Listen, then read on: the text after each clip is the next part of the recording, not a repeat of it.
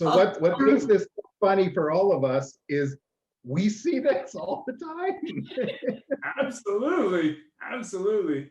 So insensitive to time, since we started a little late today, I'm just going to zoom by the next one. 3 books. It's kind of hard to come up with books, actually. Probably a good book opportunity for anyone working in this area.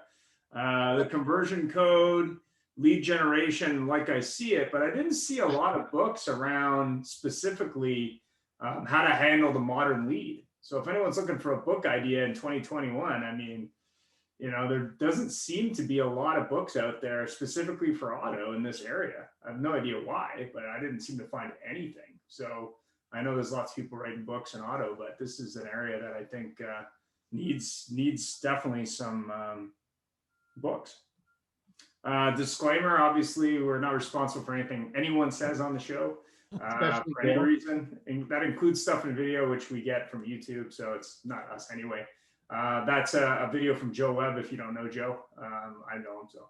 But there's a couple other videos, but that one by far and above, I think, is a testament to sort of the change over the last 5 to 10 years and how internet managers, having been one myself, I can say, basically you're doing everything. So, definitely that's a little bit of a challenge for most people, let alone.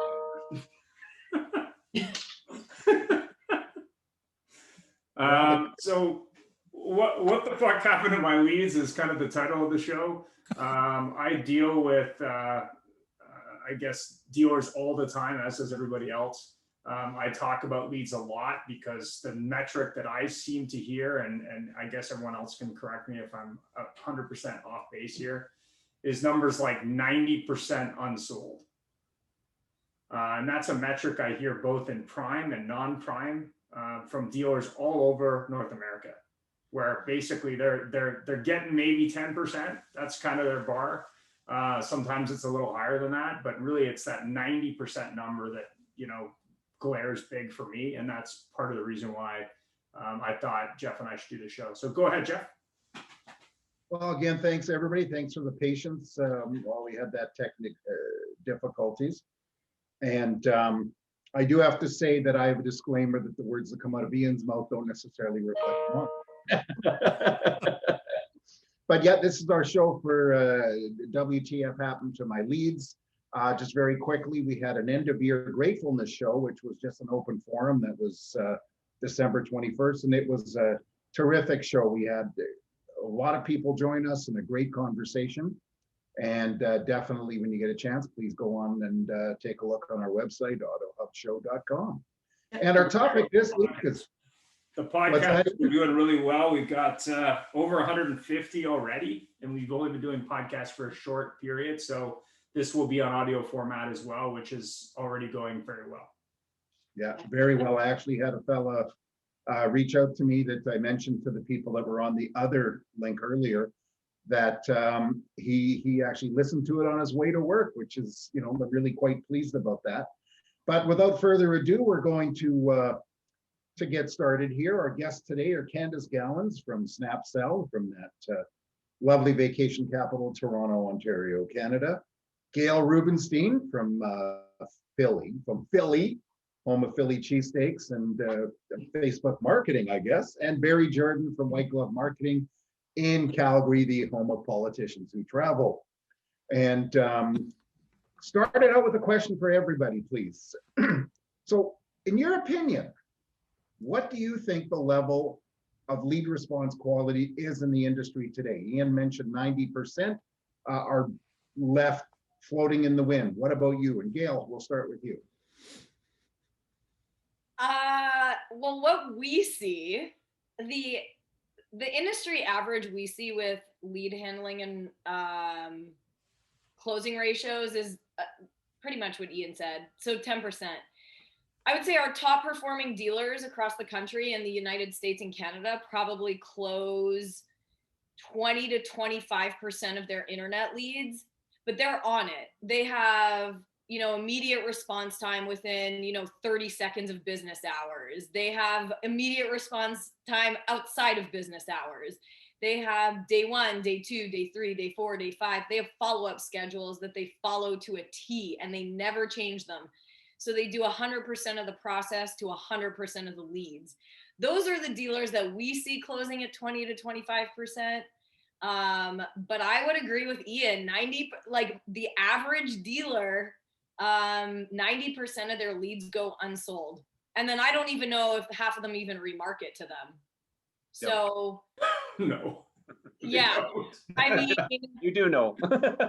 there's a world of opportunity. So, part of what we do, we obviously generate leads from Facebook and Instagram for car dealers, but the main reason why people sign up with us is the glue, the sales process, right? Like, how do I close? What am I doing with the other 90%?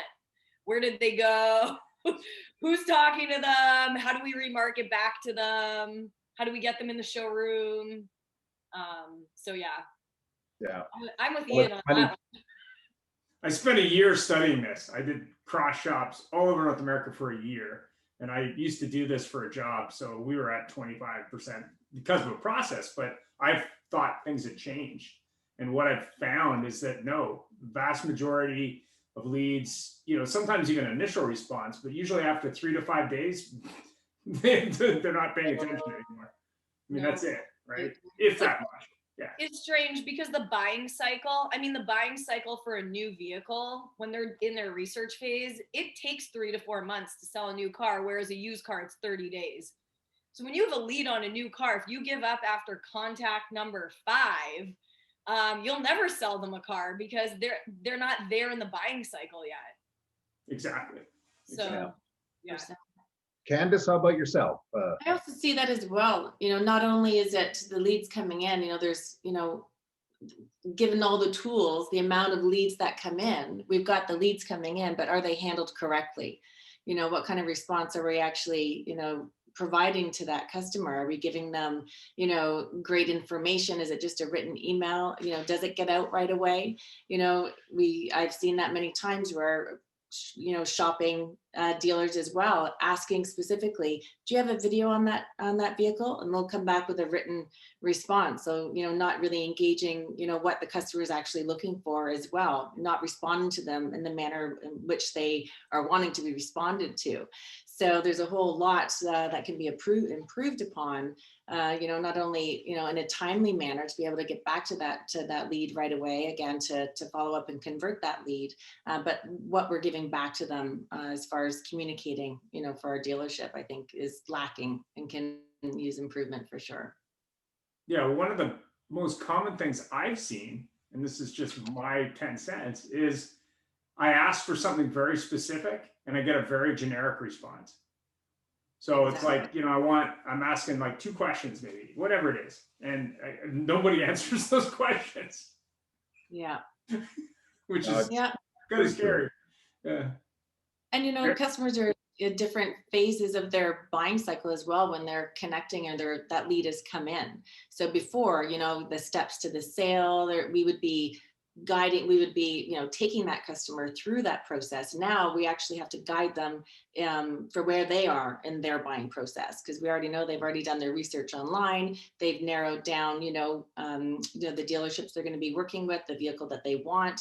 We don't have to nurture them right from the very beginning like we used to. So we have to be able to adapt and respond to those leads for where they actually are as well. For sure. Thank you so much, Barry. How about I'm going to echo everything that's been said so far, but I think the only thing that I would say is the biggest opportunity is getting past that. Like, I think it was Gail that referenced the 5, 6, 7 day, as these leads age, there's still opportunity in there. I'd mentioned earlier when we were all together waiting for the technology to catch up that my family and I had taken up some cross-country skiing over the holidays, and we'd done this and we'd done that. So obviously we have done some online shopping for skis and boots and all the stuff that you're going to need. And it's interesting now that as we are fed the information that we've been asking for, we're not immediate customers. We're not going out tomorrow to buy. We might be a month out. We could be a year out, but at some point we're going to buy. So who's going to stick with us the longest? Feed us the information we want, give us relevant information so that when it comes time to buy, we just naturally buy there. And whether that's a 30-day cycle, a 10-day cycle, or a 6-month, 9-month cycle, it's out there for every industry and every environment. And I think in the auto world, we're so used to the immediate gratification that we give up after 3 days. It's like, nope, we got another 10 leads coming in. We're going to go deal with them. Forget these other guys. They're not buying anymore. And we just excuse ourselves out of it. We put it to these commission salespeople that are supposed to be these killer salespeople that are really not. And to Gail's point, we don't have a process. We don't have it clearly defined. 100% don't get 100%. And I think we just dropped the ball way too early and let someone else swoop in and sell those other customers.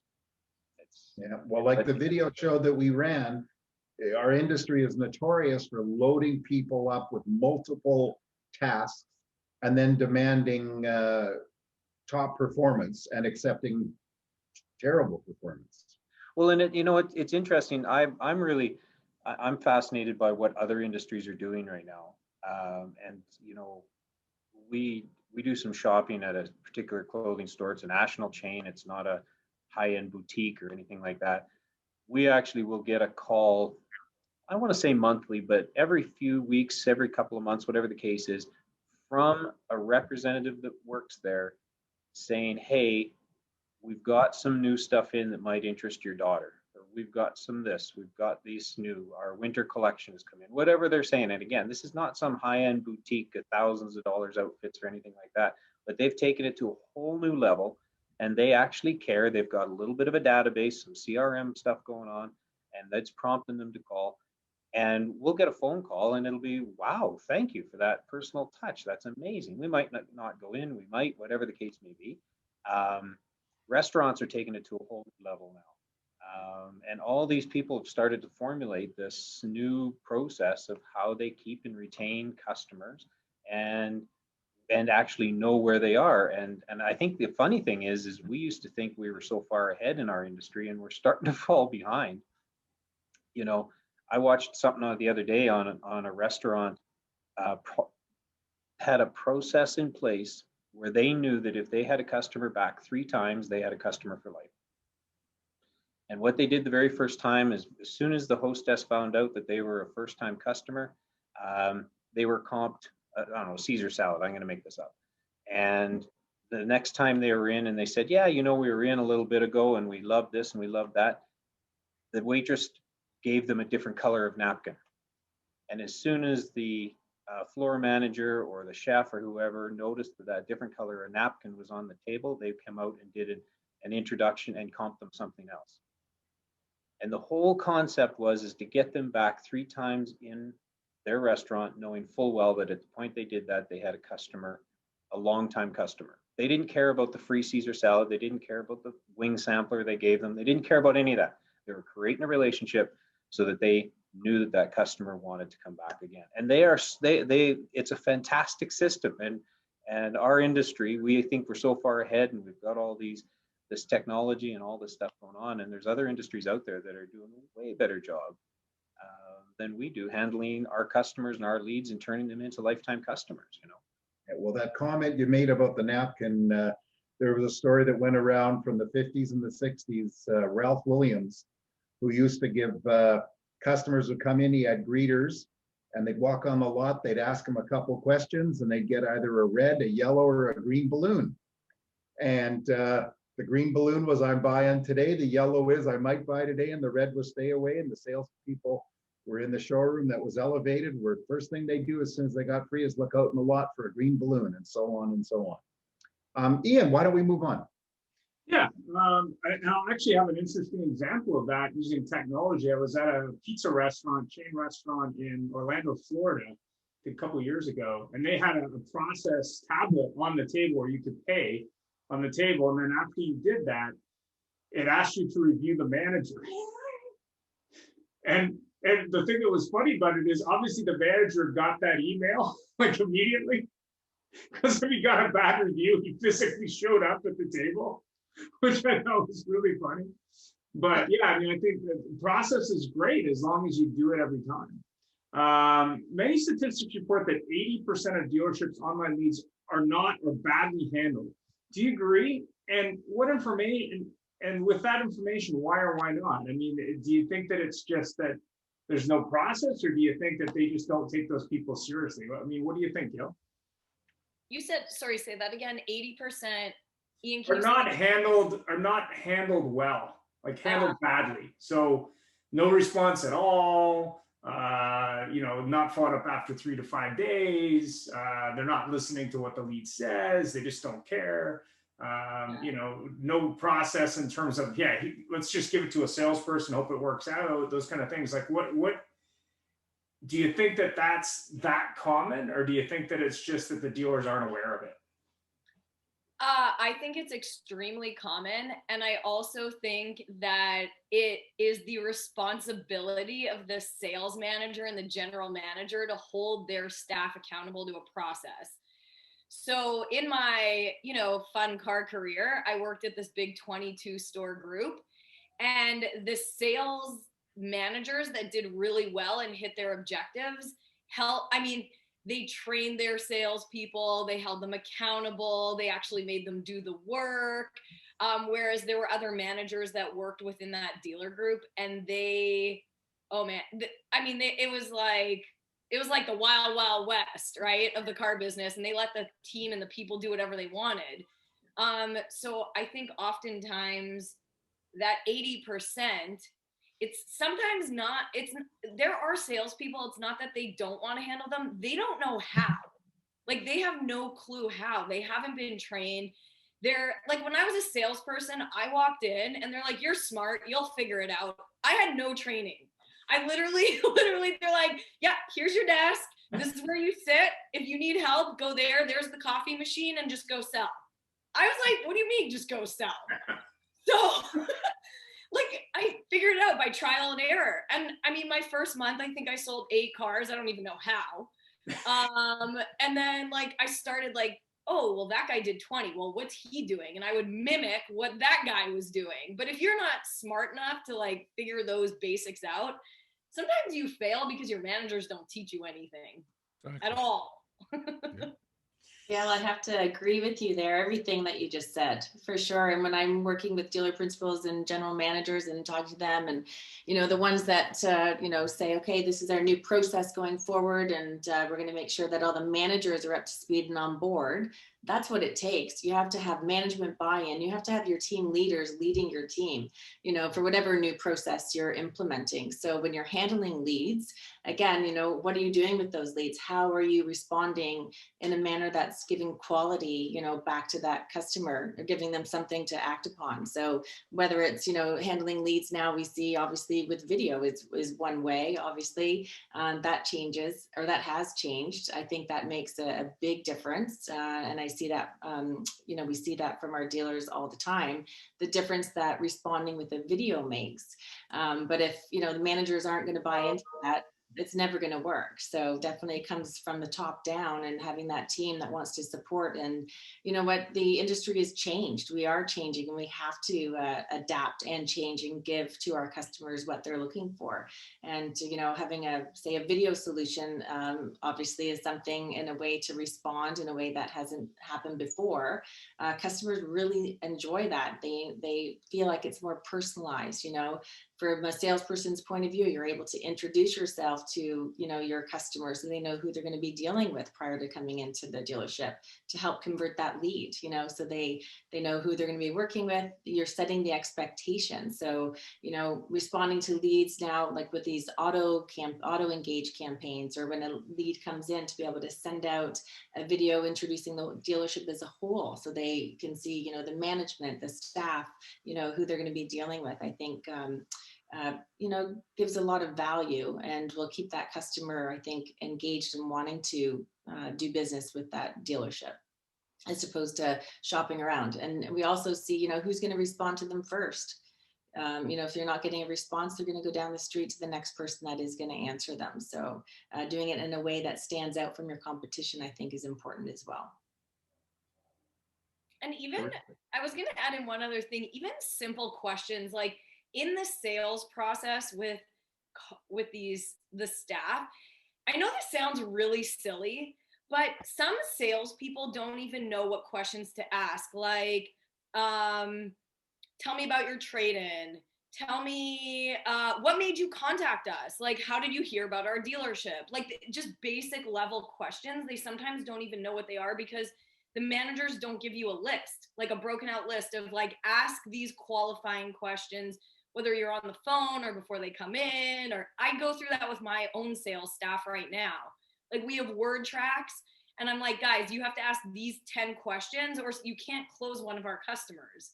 So I feel like there's little tools for the sales toolkit that just don't exist in that process that the sales staff actually need. So Yeah, yeah, and I think to your point, Gail, they're really just floundering around and asking like for the business too quick without the right information, and they're not being a solution. They're just being, I want to sell a car, I want to sell a car, I want to sell a car, whatever the case may be. And I think again, too many times we give up way too fast without digging just a little bit more. And I've referenced this before, and I did a little bit earlier. Is, you know, if you just came from your chiropractor and you had the most amazing experience in the world, and you walk into the car dealership and they don't care, your expectations are completely different based on your chiropractor experience, not your car buying experience. If you go to a spa, if you go to a restaurant, wherever you go to get customer service, that's your new expectation. And if this place isn't doing it, regardless of what they're selling, that's just a problem. You're going to leave. You're like, no, I expect better service than this from everybody, and so I'm just going to go now. And if you don't get it, then you come back begrudgingly, and the only way you're going to get a deal is if you cut the price down and you give stuff away, and then everybody's grumbling because they didn't make any money on you, and these internet leads suck, and no one makes any money, and blah blah blah blah. Really, they did a bad job, and they didn't build the value. And like to your point, it's easy to script people, put it in front of them. They love it when they got it right in front of them. It's easy to do. And it's in my mind, it's simpler now, having crossed over into this side from coming from the retail side as well, because you get so bogged down with targets and 10 days and 20 days and all these different things, where you actually just step back a little bit and start looking after the customer. It escalates very quickly because there's 90% to deal with. You've got all this big slush to go through and get these leads from. So, mm-hmm. Yeah. What I don't understand is that we've been talking about this forever, and how come no one is implementing it? I mean, I'm sure some dealerships are, but it has to start at the top. So how come the people at the top aren't filtering it down to everybody else? Because if everyone's on board, it's going to happen, and sales are just going to increase exponentially if everybody's doing the right thing. Well, So how do you get them on board? Well, I agree with you, but I had an interesting experience at the beginning of last year. I used to work for a Honda store, so I was always curious about what Honda was saying, both corporately in Canada and the US, but also what had changed. I was talking to a dealer in Seattle, and he was talking about the new process from Honda USA and how they had changed the internet process. And I said, okay, well, what's that process? He goes, well, they said basically hammer those customers for the first 10 days, use phone, email, and text, and contact them every day as many times as possible, because after 10 days, they're not buying anything. And I said, okay, so how's that working? He goes, well, not well. I said, what do you mean by that? He goes, well, we used to be at like the 15 to 18% closing ratio in Seattle, in a high tech market. And I said, how's that going? He goes, now we're at about 10 to 12%. Got us right back to average. Yeah, and I said, so you're still doing that though, right? He goes, oh yeah, Honda says the data backs this up. So I happened to work for a dealer here in the local market and was talking to the internet manager who I trained years ago. And I said, well, what's the new process from Honda? Oh, it's really good. It's reach out to those people over 7 to 10 days, 3 times a day, blah, blah, blah, blah. I said, okay, and how's that working? Well, not well. The numbers in Canada were a steeper decline than in the US.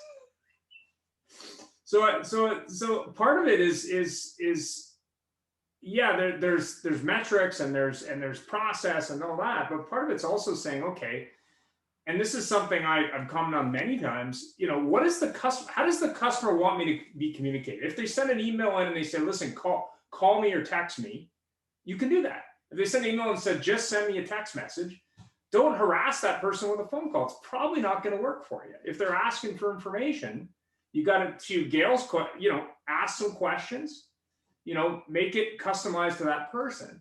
And if you're doing that and everyone else is just, hitting them with 20 different forms of communication, you're probably likely to get that customer.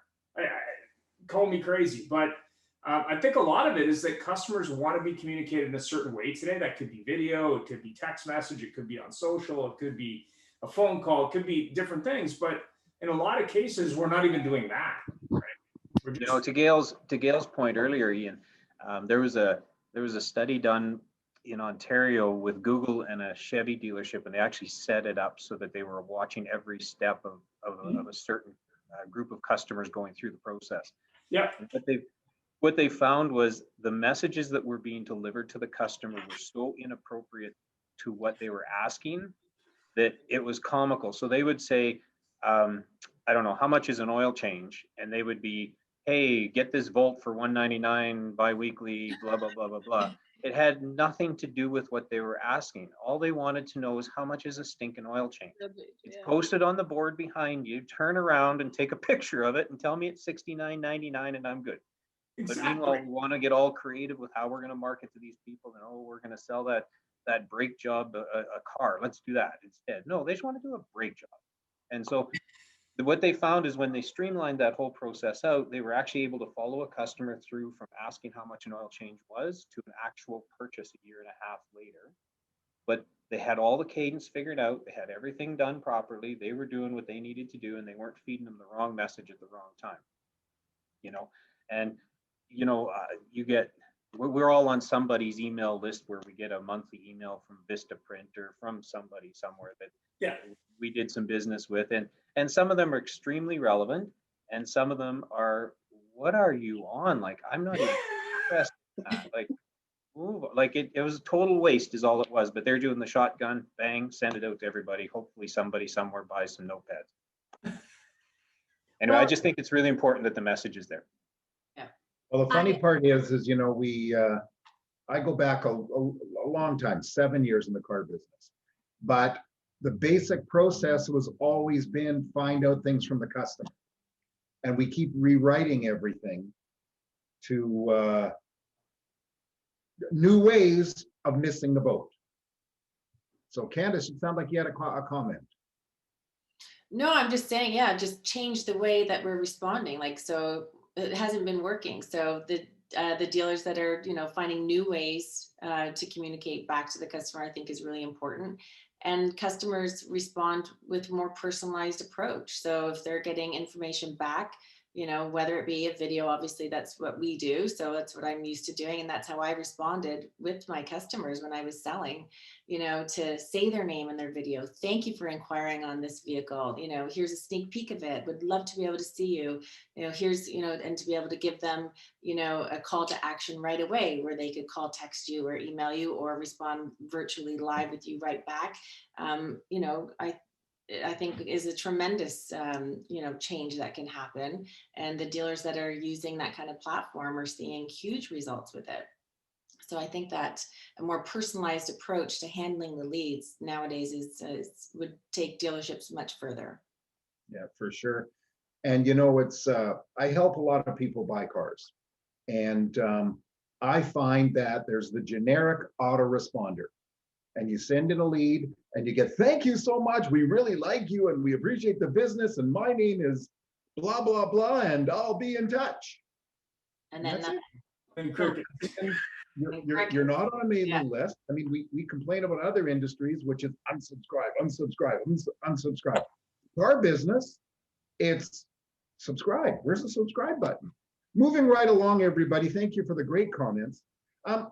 Tell me something. Does a proper lead process really make a difference to the industry? Because those people are going to buy a car somewhere. But truly, does it make a difference to the industry to sell more cars, or does it make a difference? None. How about Candace? We'll continue with you. Yeah, well, I think, having a proper process in place, handling those leads and creating a more personalized experience will help with the reputation of the auto industry in general anyway, as far as, you know, how customers relate their experience that they've had with that said dealership. And again, it's, you know, it's the car business, but it's really the people business, right? So we're creating relationships, we're building relationships, and I think how we do that is, you know, more important, and that will lead to the sale in the long run. So Perfect. How about Barry? We'll make Gail wait this time. Well, you know what? Honestly, that's the simplest fix in any retail point today. And we've joked on previous shows about the size of the tile that the manufacturer wants you to have and the color of the walls and what color the chairs should be. And honestly, if you just sat down with your team, I don't care if you closed for a month. And to be honest with you, COVID was probably the biggest opportunity for some of these dealerships to say, okay, traffic isn't here. Everybody in the boardroom, let's go learn what new processes are going to be. And if they actually put them in place, and to Gail's 100%, 100%, and actually did what they say they do, and they do it all the time, it doesn't matter what color your chairs are. And, you know, the gentleman you had from Philadelphia with the Ford dealership, I forget his name, Rob. Rob. Yeah. Yeah, here he is in a small town with an amazing process, selling 300 cars a month. And you got people in these major centers that are thrilled that they're putting out 80 a month, and they got these big buildings. I was on his website. He didn't spend his money on his showroom. You know, he's working out of an older building. It doesn't matter, but he's giving them great service. He's doing all the right stuff. He's got an amazing process. He's got a great team behind him doing what they are told to do, or what they've decided to do is maybe the best way to word that. And they've got a process. And if a dealership took the time to actually sit down, write a process, implement that process, they could easily increase their business without changing the color of their chairs. And I say ditto to what I say exactly what Barry, I agree. 100% of the process, 100% of the time to 100% of the people. It'll help the industry overall in new and pre-owned. for sure. Yeah.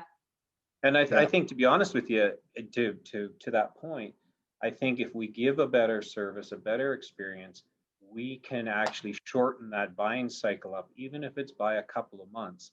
And just the sheer numbers in North America that are sold of cars, if you shorten that buying cycle up by a few months, that increases the number of units that are turning over.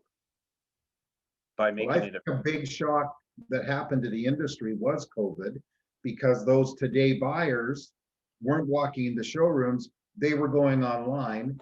And truly the first person that connected with them and gave them a message that actually fit to what they wanted, they said, here's everything, bring me a car.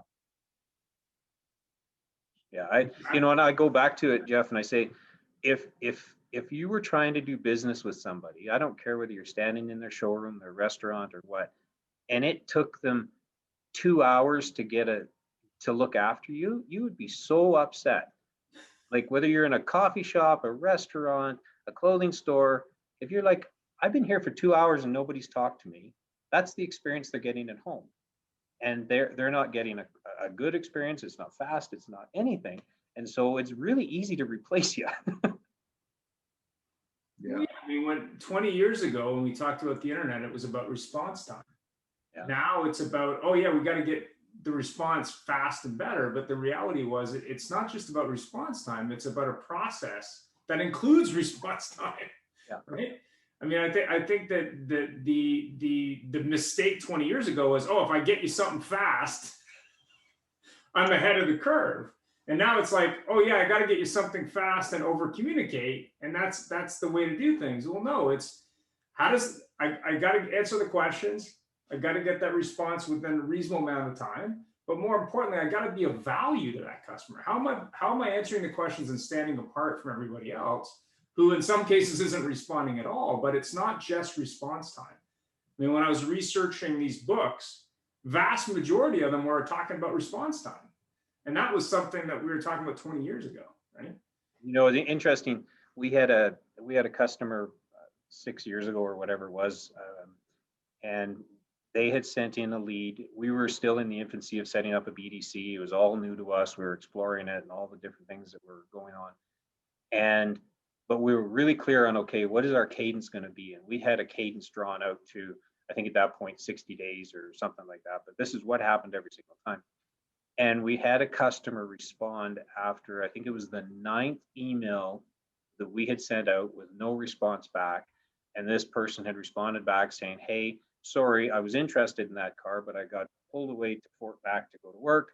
I'm back now. I've got my check. What do you got for inventory? It was just that simple. They weren't able to respond. They were away working. Something had happened in their life. We'd stayed relevant, and they had just woke right up and said, hey, I'll be in tomorrow morning, and here's the car I'm interested in. But it was only because we stayed connected with relevant information. And don't be afraid to have fun with it. I mean, some of the best long tail emails I've seen over the last year have been people that are having fun with that follow-up email. Like the subject line's interesting, what they're doing is interesting. It stands apart from just, oh yeah, are you still looking for that car? Or one, are you still in the market? Like, are you buying anything or something? Like, I mean, yeah, it's like, wow, like who came up with that? Like, yeah. Well, you know, it's very funny, Barry, you mentioned something interesting, and all of us online right now have spent a lot of time in dealership, you know, as a dealership employee. But you made a comment, and I've said this many a time to Ian, now that I'm not directly in a dealership itself, and I see these things from 5,000 feet, it's you look at this and you go, oh my gosh, what the F are they doing here? Because they bring in people, and, you know, thank God for that, because Candace, you have a job, Barry, Gail, certainly John, you have a job because they're not handling it. But so many of them have these multiple things, and they celebrate, and forgive me, they celebrate 25%. Yet this, you know, the Tim Hortons of the world, they go, oh my God, we're only getting 25% of the people, we're going broke. well, think about that email I showed you the other day, and it was an email about we can deliver the car to you. There was a graphic in the email that, no word of a lie, looked like a graphic from a Chinese food racially insensitive image in the email, and the dealership group happens to be owned by an Asian gentleman. And I'm like, man, if he saw that, like, we're in a market that's got, you know, pretty sizable Asian population. I was like, you're sending that out to customers, dude. Like, what were you thinking there? It was like from a Chinese food menu from like the 50s or something. It's like a Chinese guy in a car, you know, like caricature. Like, but I think that draws an awful lot to it as well, Ian, and we're all in on the supplier side here. There's no dealers on right now, but and it's fascinating to where a dealership won't spend money. Where other industries do, they'll spend it on a marketing campaign, they'll bring in professionals, they'll put a plan together. Here's our 6-month plan, here's our 2-year plan, whatever it is, and they will have things put together properly, rather than the dealer who really has no clue pretending that they know everything about advertising and this is what works and these are the 10 words you have to have, or whatever the case may be. But they won't spend the money sometimes on the long-term planning part of it, and they won't, back to your video, they won't put the support group in place where they can actually say, okay, here's the 6 people that are going to handle this, here's the 2 people that are going to do this, here's the leader of that group. It's like, no, you keep doing it, you keep doing it, you keep doing it, right back. Because we were all laughing during that for a reason, because we've all done that. Right? And the only thing was, is he wasn't having to, the only thing they didn't bring up is he had to answer his phone on the weekends when But their tiles are the right size and color. That video was so good. Yeah. I hadn't seen that one. It was good. Oh, that was terrific. Ian, I guess we have one more question. We're a little bit late than our normal thing, but we started late. So, you know, if everybody's okay hanging around for a little bit more, we really would appreciate that. yeah, now that we're in 2021, and now that we see across the industry lead count, no matter what dealership or brand is up, is there one recommendation that you would give a dealer on lead handling in 2021 or even in 2020? And what would that be? Why don't we start with Barry? I think there's a lot of variables right now to answer your question. As it's an interesting time, to be honest, because there are so many variables coming at us where a small town dealership can look big, and you can have these big dealer groups that have had it really easy because they've owned every Honda store in an area, and they just are the Honda retailer, and customers don't always know they're part of a group and everything like that. So they've had it easy. I think it's an optimal time for somebody to disrupt, and I think a smaller dealer can make themselves look really efficient and look very professional only by changing a process, because the customer doesn't always care. And if they're prepared to drive 20 minutes there, they can drive 20 minutes there. And I think every dealership should sit down and honestly look at what their cadence is. And if they don't know what their cadence is, they're in trouble. Because most of them don't know what it is. It's like, give it to that guy in the corner, give it to that girl, she'll handle that, give it to that. But they don't know what's actually happening. They don't know what's being said.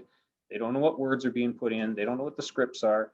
You know, Gail, you've got your people scripted, and I'm sure they don't have to say it word for word, but after about 6 months they do anyway, because that's just good for them, right? It works, and so they go there. But I think if you had a dealership that you don't know what your cadence is, you're just in trouble. And I don't care what you used to do 5 years ago, that's all about to change. And I think it's an interesting time for that. Gail? She's got a thought. Wait, say your question again. Sorry, I got a little lost there. If there was one recommendation you would give a dealer on lead handling this year, what would it be? Oh, I would tell them to sign up with Barry, Candace, and Gail. Cheers to that. Yeah, that's what I would say. I'd be like, you have 3 vendors here that can help you. And fix it. And fix your problem. Yeah. Yeah. No, that's literally what I would do. If I can just make a comment on that, Barry said it and you said it too, Gail. Dealers are notorious for knowing everything. And I remember back in the day how I told my ad rep how to do an ad in the paper. And now I look at it and go, what did I know? Yeah. I took a course. Candace?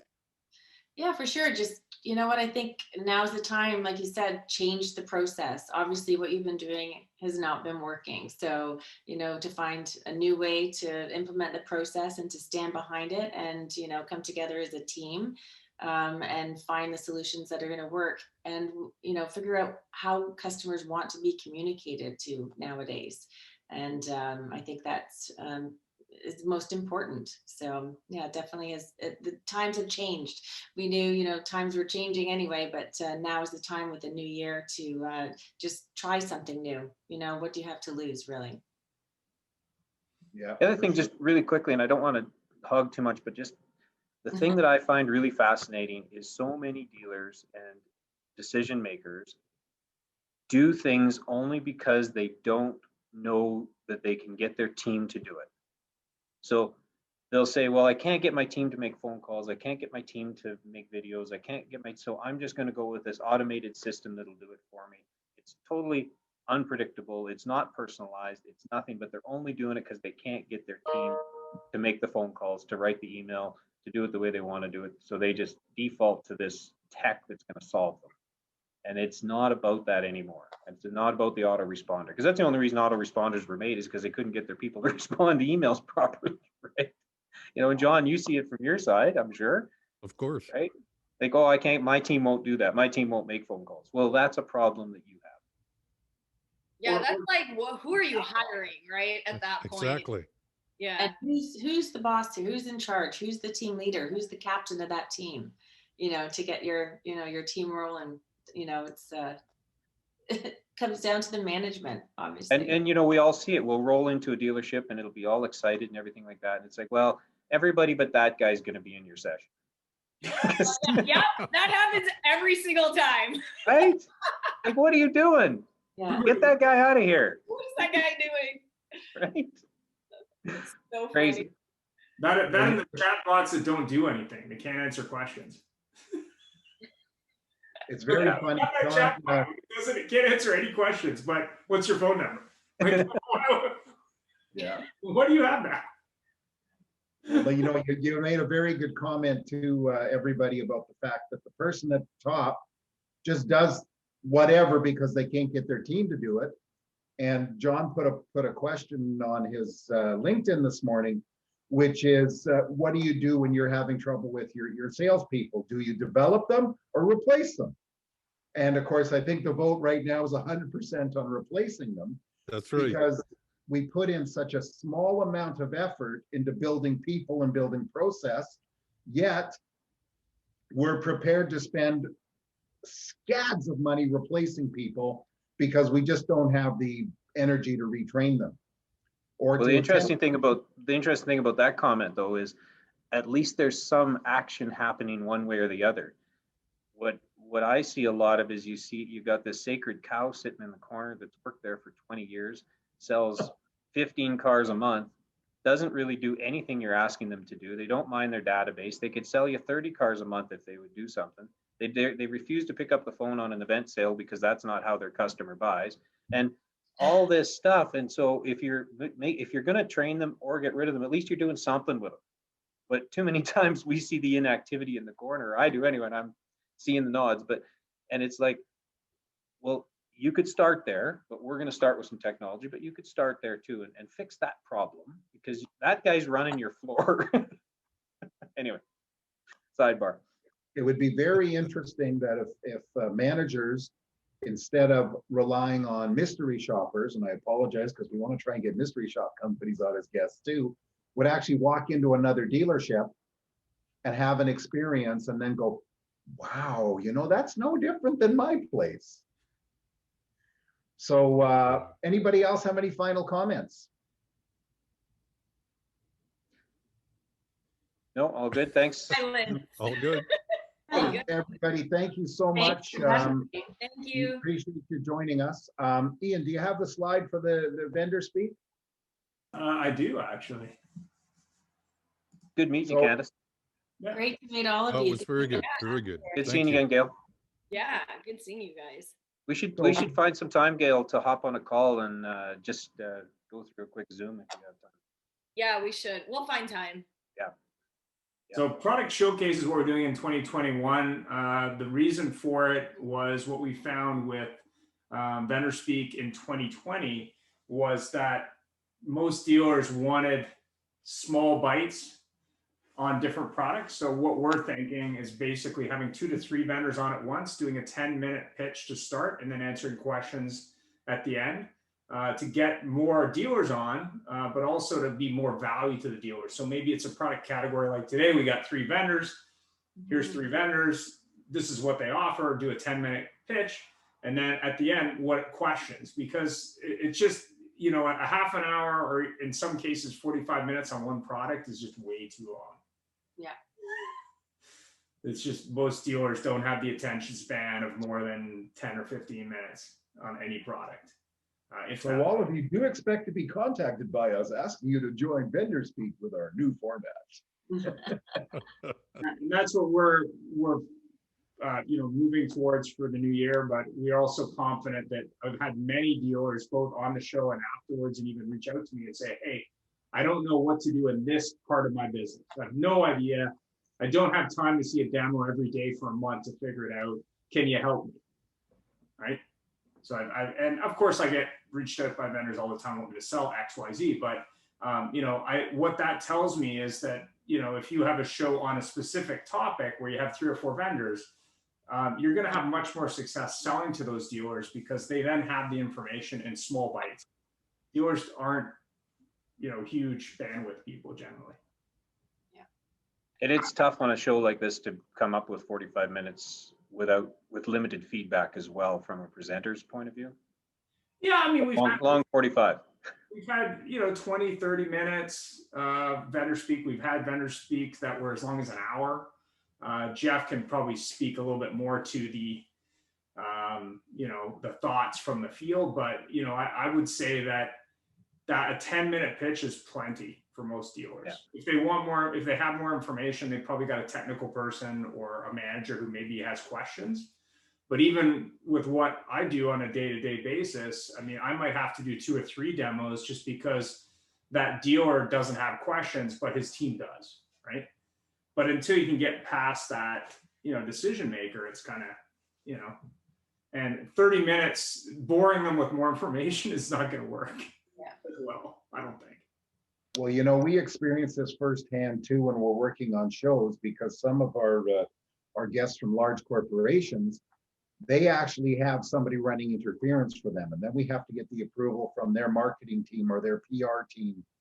And it can be frustrating when we're talking about the show and asking what they would like to see, and the PR person says, well, we want this to be this way, and then the person gets on and goes, they said what?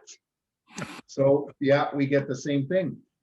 Everybody, thank you so much for joining us on our first show of the year. I am glad that it started so smoothly, and we appreciate it. And my beloved tech friend here, Mr. Nethercott, will be formulating the recording and sending it out to all of you. We do encourage you, please, ask you as well to send it to your contacts, and of course this will go on YouTube, Apple Podcasts, and Anywhere you get your podcast. It's what's syndicated. that? It's syndicated. So anywhere that you get your podcast, you will see it. iTunes is the most glaring, but it goes everywhere. And podcasts are, if you're not already doing a podcast for your business, highly recommend it. The interest in audio versions of anything are surprising to me. I can't say enough about how impactful podcasts are. We hit 100 downloads very quickly, and we're almost up to 200 now, which is not huge, but we've only been doing it for a short period of time. So podcasts where people listen, and you'll get a lot of people who will listen rather than watch it, even though you might be great on video. Like the amount of drive you. I mean, I have a buddy who has 500,000 downloads of a podcast. So yeah, podcasts. If you're doing a video show of any type and you're not doing a podcast version, you could be. If you have questions about how to do that, I mean, I can help you. It's pretty straightforward.